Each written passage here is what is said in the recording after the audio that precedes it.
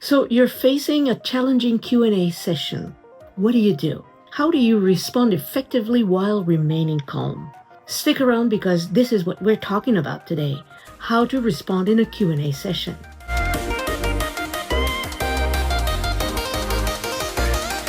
Hi there, I'm Marie-Josée from Powerful Communication, and today we're going to talk about how we can answer effectively in a Q&A session when you are giving a presentation.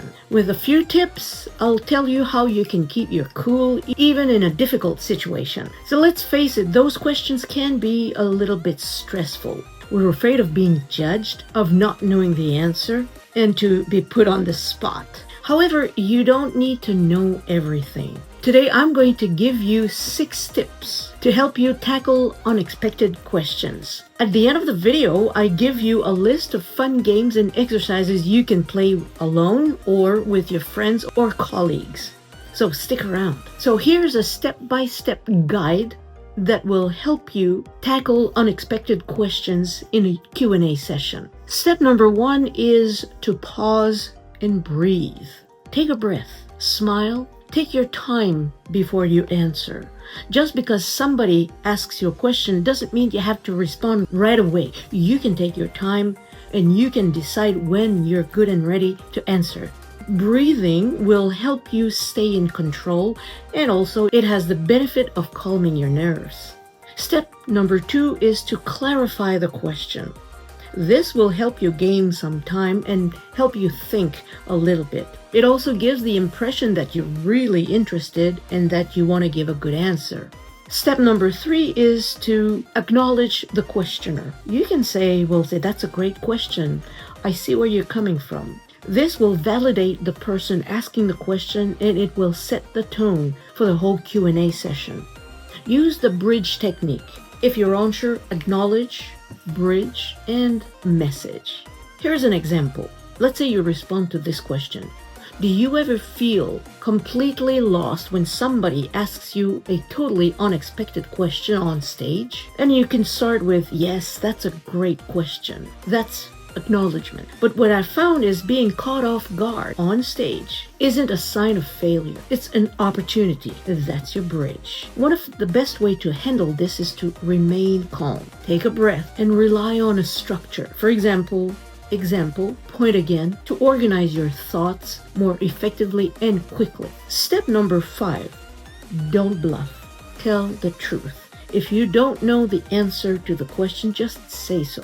To give you an example, very often my students will ask me questions about grammar.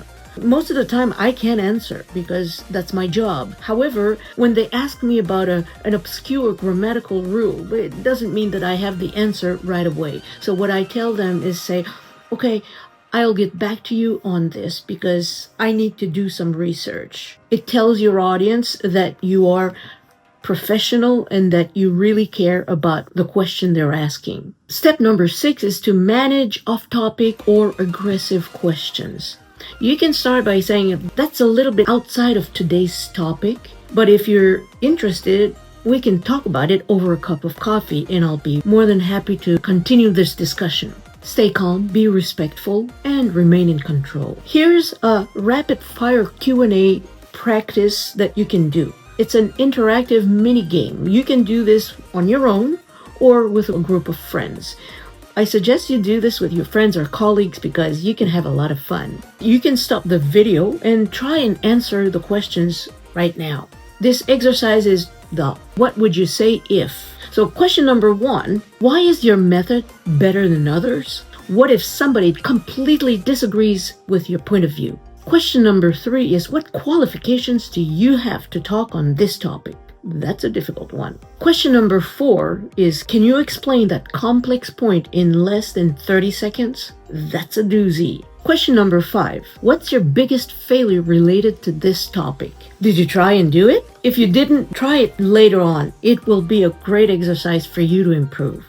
But here's my answer to those questions. Question number 1, Why is your method better than others? Well, you could say it's simple, it's adaptable, and has helped many of my clients get real results. On question number 2, what if somebody completely disagrees with you? Well, you can start by saying, we can agree to disagree, but you can continue with, disagreement is healthy. I welcome different views. It's how we all grow. Question number 3, what qualifications do you have to talk on this topic? Well, besides years of experience, like lots of trial and error, and practicing my speeches 50, 60 times before a speech contest or just before giving a presentation in my own club.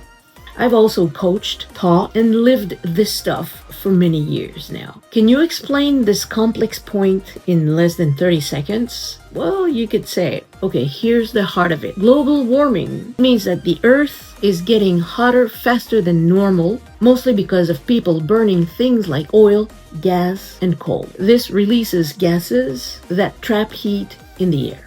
What's your biggest failure related to this topic? Oh, well, the time when I completely flopped in a humorous speech contest. I was supposed to be the most experienced speaker of the group, but I was the worst one. Nobody even gave me a chuckle. But I did learn a good lesson. I realized that I'd failed to consider my audience cultural background. What was funny for me was just everyday stuff for my audience. So the lesson I learned here is learn about your audience before you speak. Just like I promised, fun games and exercises.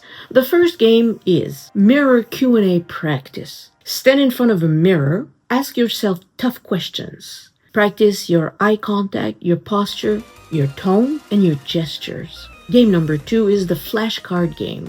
Write random tough questions on cards. Pick one and respond under 30 seconds. This can be done solo by yourself or with your friends. Game number 3 is to be in the hot seat. This is definitely a group activity. In a group, one person will be in the hot seat and must answer rapid-fire questions for 1 to 2 minutes, and then switch roles. Number 4 is not a game, but an exercise. Film yourself answering 3 tough questions. Watch and note all the areas that need to be improved. For example, filler words, nervous tics, like playing with your hair or your clothes, clarity of your voice, and your tone of voice. Finally, there is no way around it. Practice is the key word here. Confidence will grow with practice. Remain honest and humble. You don't need to know all the answers, just how to handle the moment with poise. If you want to learn about how you can overcome your fears of public speaking, I've got a list of 10 great videos down below. Click on one or all of them to see how they can help you overcome those fears. In the meantime, if you like this video, please consider giving it a like, sharing it with your friends and colleagues, and do subscribe to my channel because I give you great tips every single time. So I'll see you in my next video. Goodbye.